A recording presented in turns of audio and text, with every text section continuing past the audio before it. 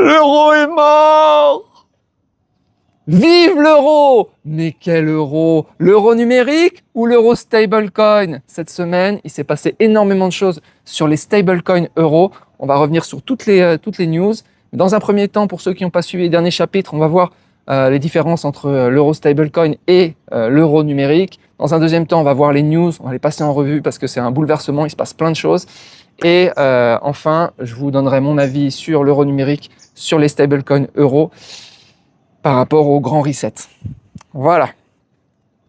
Alors, l'euro numérique, bon déjà l'euro, vous savez ce que c'est l'argent que vous avez dans votre poche, c'est les billets, c'est le cash. Mais celui-là, vous pouvez l'oublier, il va disparaître. Dans quelques années, voire 2026-2027, terminé, tout le monde descend, ça va passer à la trappe. Donc, ça va être remplacé par un autre euro, un euro numérique peut-être, un euro stablecoin certainement. C'est deux choses totalement différentes.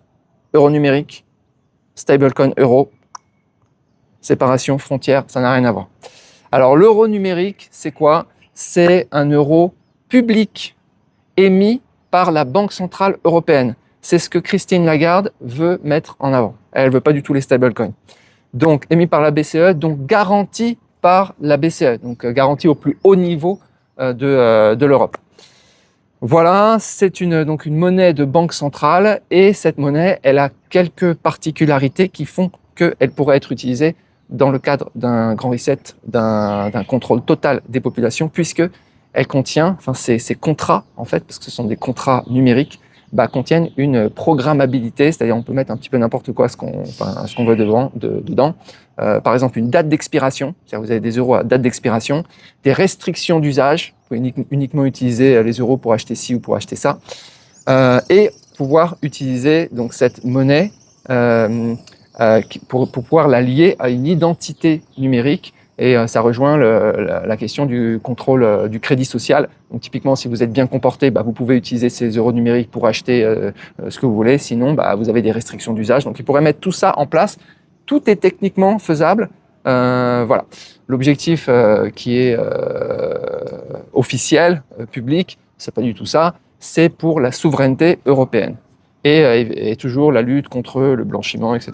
Avec la lutte contre le blanchiment, vous faites passer absolument n'importe quoi. Donc ça, c'est l'euro numérique que la Banque centrale essaye de faire passer. Oui, mais voilà, il y a les stablecoins euros. Alors, stablecoins euros, qui sont l'équivalent des stablecoins USD qui existent depuis très longtemps. Enfin, voilà. C'est quoi la différence? Donc déjà, l'émetteur, c'est pas un émetteur public, c'est un émetteur privé. Ce sont des entreprises privées qui vont émettre en fait ces stablecoins euros, qui ont la même valeur, plus ou moins la même valeur que l'euro. Normalement, à quelques micro centimes près, c'est la même valeur. Mais ces entreprises, comme ce sont des entreprises privées, elles peuvent aussi faire faillite. Elles sont sujettes à une réglementation en Europe qui est la réglementation MiCA, qui n'est pas la réglementation qu'il y aurait sur l'euro numérique, qui lui, ça serait une autre réglementation. Voilà, donc c'est considéré comme des cryptoactifs. C'est garanti par quoi? C'est pas garanti par une banque centrale, c'est garanti par un fonds de réserve que ces entreprises privées doivent avoir. En gros, elles doivent avoir des comptes bancaires ou des investissements dans des obligations européennes ou autres qui permettent de garantir, de collatéraliser en fait cet euro. C'est la même chose d'ailleurs sur le dollar. En général, ils ont du cash et des obligations américaines. Ça serait la même chose en fait en Europe. Alors je dis ça serait, mais en fait c'est déjà, puisque les stablecoins euros existent déjà en Europe. Oui, mais ils sont très peu utilisés, mais ça va peut-être changer parce que justement il y a eu des news cette semaine. Donc revenons sur le stablecoin euro, donc voilà, des fonds qui sont de réserve, qui sont audités aussi, audités par des cabinets d'audit et qui sont censés garantir que ça soit toujours stablecoin euro vaut 1 euro. Risque de faillite de l'émetteur. Quel est l'intérêt d'avoir des stablecoins euros? Ça facilite les transactions crypto, les paiements transfrontaliers. On n'est pas sur du réseau Swift, donc c'est instantané quand vous faites un virement à l'autre bout du monde. Ça n'a même plus de sens l'autre bout du monde puisqu'on est sur une blockchain donc totalement décentralisée. La blockchain est décentralisée, mais attention, on reviendra sur le stablecoin qui lui est pseudo-décentralisé parce que il reste quand même une centralisation. Il y a une boîte privée identifiée qui émet des stablecoins, donc avec un compte bancaire et voilà, on peut facilement la contrôler. Donc voilà. Et c'est un point d'entrée, alors le stablecoin est un point d'entrée stable sur les blockchains. C'est-à-dire, au lieu de mettre votre argent de stocker dans du Bitcoin ou de l'Ethereum, c'est quelque chose de purement crypto, là, vous avez quelque chose qui est en lien avec les monnaies fiat, en l'occurrence ici, l'euro. Voilà, on est bon. Alors, la situation actuelle, les stablecoins dollars représentent 99% du marché mondial des stablecoins. C'est-à-dire le stablecoin euro ne représente rien. Okay. Alors pour vous donner un ordre d'idée, le stablecoin en dollars, ça représente 250 milliards de dollars. C'est un marché en pleine explosion, donc très forte croissance. Donc il y a énormément d'échanges qui se font en dollars, des business. Moi j'ai quelques business en ligne où on me paye en fait quelques contrats où on me paye carrément en stablecoin. Voilà. On peut aussi me payer en Ethereum. Donc il y a tout un marché parallèle qui est en train d'être mis en place, qui existe. Donc la lutte contre le blanchiment, ça fait sens. Okay. Très forte croissance. L'euro, lui, il n'est pas à 250 milliards, il est à 350 millions. C'est-à-dire, il représente rien, moins de 1% des stablecoins de la planète. Donc les gens boudent un petit peu le stablecoin euro. Voilà. Alors, aux États-Unis, comment ça se passe? Il n'y a pas ils n'envisagent pas de faire un dollar numérique de banque centrale, c'est émis par la Fed comme en Europe, nous voulons le faire. Au moins la volonté de contrôler aux États-Unis. Ils veulent développer les stablecoins dollars et ça marche super bien. Voilà. Donc ça, c'est la situation aux États-Unis. Christine Lagarde, la présidente de la Banque Centrale Européenne, elle est préoccupée par ces stablecoins euros parce que clairement, il y a une compétition entre les stablecoins euros et les monnaies numériques des banques centrales, son euro numérique. Elle, son petit bébé, c'est l'euro numérique. Et donc les stablecoins, elle voit ça comme une menace, mais elle peut pas complètement l'interdire. Sinon, l'Europe, ça deviendrait la Corée du Nord. Voilà, donc son objectif, c'est la régulation, toujours la régulation, le contrôle et la souveraineté monétaire. Donc c'est pour ça qu'elle veut mettre en place ces monnaies numériques des banques centrales. Alors, qu'est-ce qui s'est passé maintenant sur les derniers jours, les dernières heures? Ça bouge à fond. Toutes les heures, il y a une nouvelle annonce. Tout le monde se lance sur les stablecoins euros. Tout le monde veut une part du gâteau. En fait, ils ont bien compris que il y avait un marché qui pourrait exploser en fait, comme celui qui a explosé sur les stablecoins USD. Donc, on a Swift qui carrément lance une blockchain. Donc, Swift, c'est ce qui permet de faire des transferts à l'international. Ils ont compris que s'ils ne changent pas, que s'ils ne passent pas en fait avec les stablecoins, s'ils ne les prennent pas en compte dans leur système et s'ils n'évoluent pas, ils sont morts.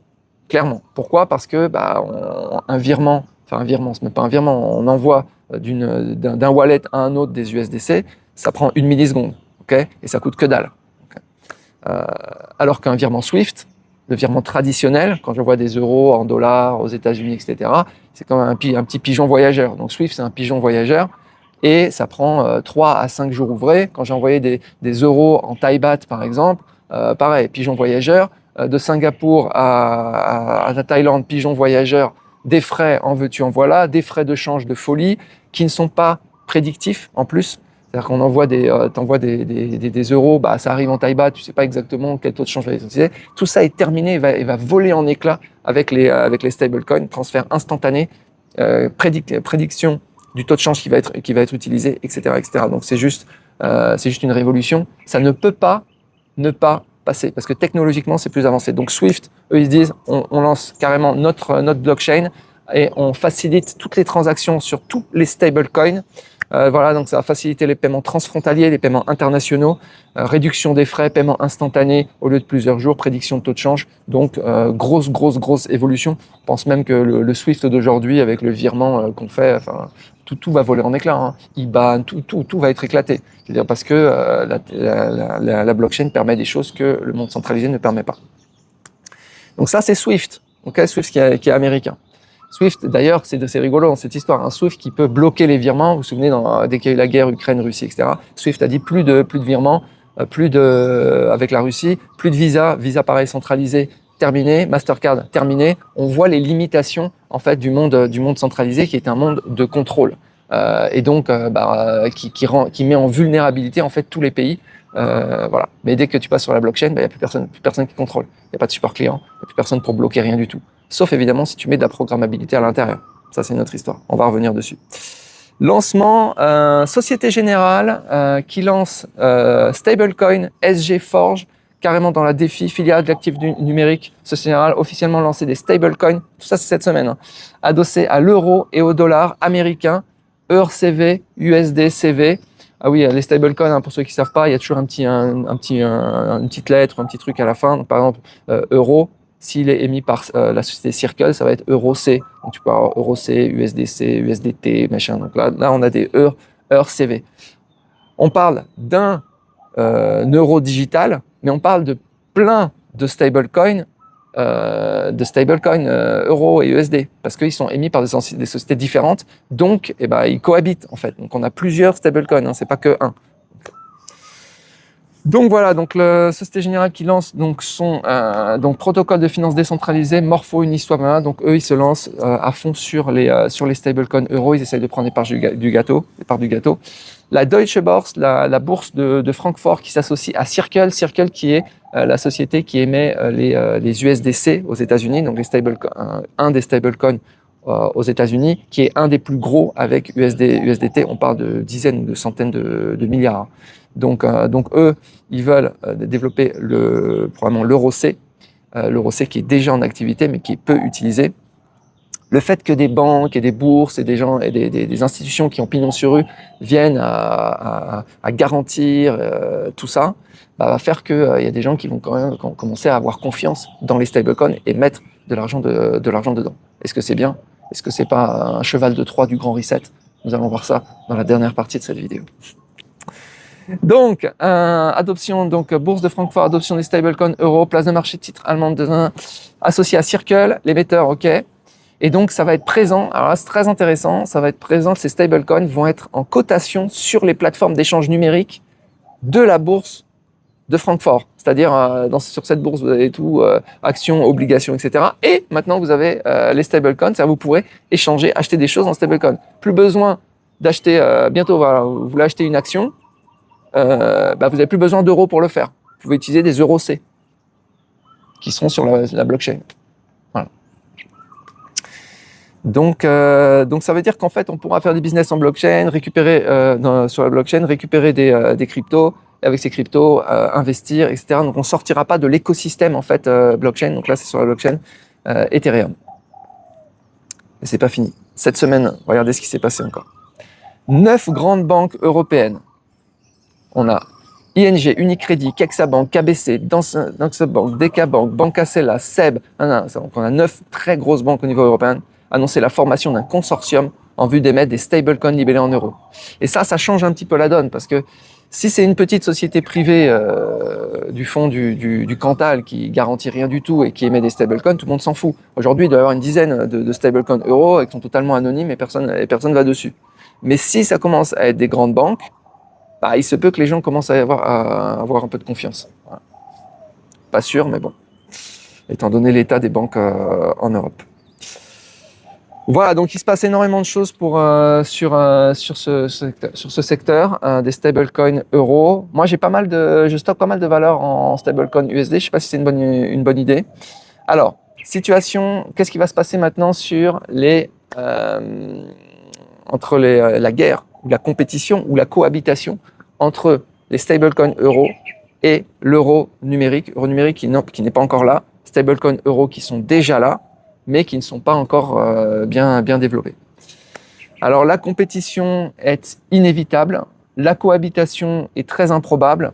Je pense que ça va faire un flop cet euro numérique. Moi, j'y crois pas parce que les gens ont tellement de défiance par rapport aux institutions européennes et ils n'ont aucune envie d'avoir des restrictions d'usage, d'avoir un euro. Enfin, vous accepteriez par exemple de récupérer votre salaire avec un euro, avec une date d'expiration? Non, je crois pas. Je pense que là, les gens ont vraiment, surtout les pays européens actuellement, ils ont une défiance par rapport à l'Europe. Donc je pense que l'euro numérique, ça va pas le faire, même s'il est garanti par la BCE. Je pense que les gens en Europe, ils ont quand même cette, je fais peut-être des illusions, mais ce désir de liberté. À un moment, trop, c'est trop. Donc là, je crois qu'avec un contrôle social à la chinoise lié à une monnaie, machin, je pense que là, c'est encore pire que ce qu'il y a en Chine. Donc je pense que là, les gens vont pas du tout adopter ça. Par contre, les stablecoins, je pense qu'ils vont y aller, mais je sais pas si c'est une bonne idée. Le stablecoin, faut le voir, hein, c'est pas la solution euro numérique. Pour moi, le stablecoin euro, ça reste en fait une monnaie qui est centralisée. Même si derrière c'est sur une blockchain décentralisée, bah lui il est centralisé. Pourquoi? Parce que tu as une boîte des entreprises privées qui sont soumises à la régulation MiCA et qui sont contrôlables et auditables à souhait. Donc, on a déjà d'ailleurs à l'intérieur de dans la régulation MiCA qui s'applique au stablecoin, on a déjà des contrôles et des contraintes. Alors, on a des plafonds, ils ont prévu des plafonds de transactions et des plafonds de circulation pour éviter que ça concurrence la monnaie fiat. C'est-à-dire que l'euro stablecoin concurrence trop, c'est-à-dire tout le monde irait dessus, et d'un seul coup, plus personne n'utiliserait l'euro fiat classique. Ils peuvent contrôler, ils peuvent dire stop, ils peuvent bloquer. Simplement en activant les contrôles au niveau de ces sociétés qui émettent les stablecoins. Donc en fait, c'est de la fausse décentralisation. La vraie décentralisation, c'est quoi? C'est stocker de la valeur dans, par exemple, du Bitcoin ou de l'Ethereum, quelque chose qui est 100% décorrélé en fait des monnaies fiat. Voilà. Ça c'est la vraie solution. Et si on pouvait commencer à échanger, à acheter des choses, voilà, avec des bitcoins, avec des Ethereum, etc. Mais en full décentralisé. Il y a pas encore. Vous allez me dire, ouais, ça existe, mais ma carte qui est connectée à mes Ethereum, à mes USDC, etc. C'est une carte Visa ou Mastercard. Pareil, on reboucle sur la centralisation. Je sais qu'il y a des initiatives de cartes décentralisées, anonymes, etc. Mais c'est pas encore mainstream, c'est pas encore totalement fonctionnel. Si vous n'êtes pas d'accord, vous mettez en commentaire. Comme ça, j'irai voir. Voilà, donc pour moi, le stablecoin, c'est un peu un faux sauveur. Ça pourrait même, en fait, être un cheval de Troie. Et il ne faut pas oublier une chose, c'est que les stablecoins peuvent avoir aussi, on peut leur plugger un caractère programmatif à l'intérieur. Donc là, c'est un petit peu comme... j'ai l'impression qu'on nous montre l'euro numérique en nous disant « Oh là là, c'est terrible », en faisant semblant qu'ils veulent le faire. À la fin, ils n'y arriveront pas. Et de l'autre côté, je dis « Bon, tout le monde va aller vers le stablecoin euro ». Et à la fin, tout le monde va se faire plumer parce qu'ils vont inclure des restrictions d'usage. Quand tu vois que tu peux contrôler déjà les plafonds de circulation, les plafonds de transaction, des restrictions dans tous les sens, tu peux bloquer les transferts. Ah oui, ils ont prévu dans la juridiction, dans la réglementation MiCA, ils ont prévu de pouvoir bloquer les transferts vers certaines juridictions pour les stablecoins. Donc c'est-à-dire, vous voulez faire envoyer acheter un truc, je sais pas, au Panama ou dans des juridictions un peu folkloriques. Eh ben non, vous pouvez pas. Pas avec ces stablecoins-là. Voilà. Transferts, ils peuvent bloquer les transferts transfrontaliers et on n'a pas l'anonymat. Je veux dire, à un moment donné, toutes les boîtes d'ailleurs de stablecoins vont devoir faire des KYC avec le MiCA. Donc en fait, on sera parfaitement identifié à notre wallet. Donc là, on perd en fait une fonctionnalité qu'on avait avec notre cash. Le cash est totalement anonyme. Quand je paye en cash, le billet de banque, il est pas lié à une personne. Mais par contre, quand vous faites des transactions avec votre wallet et en stablecoin, avec un KYC qui a été fait au niveau de la société émettrice du stablecoin, vous êtes foutu. Voilà les amis. Écoutez, dites-moi ce que vous en pensez. Je vais continuer à suivre ce qui se passe parce que ça bouge beaucoup. Je vous souhaite une très bonne journée. Je vous dis à bientôt. Ciao.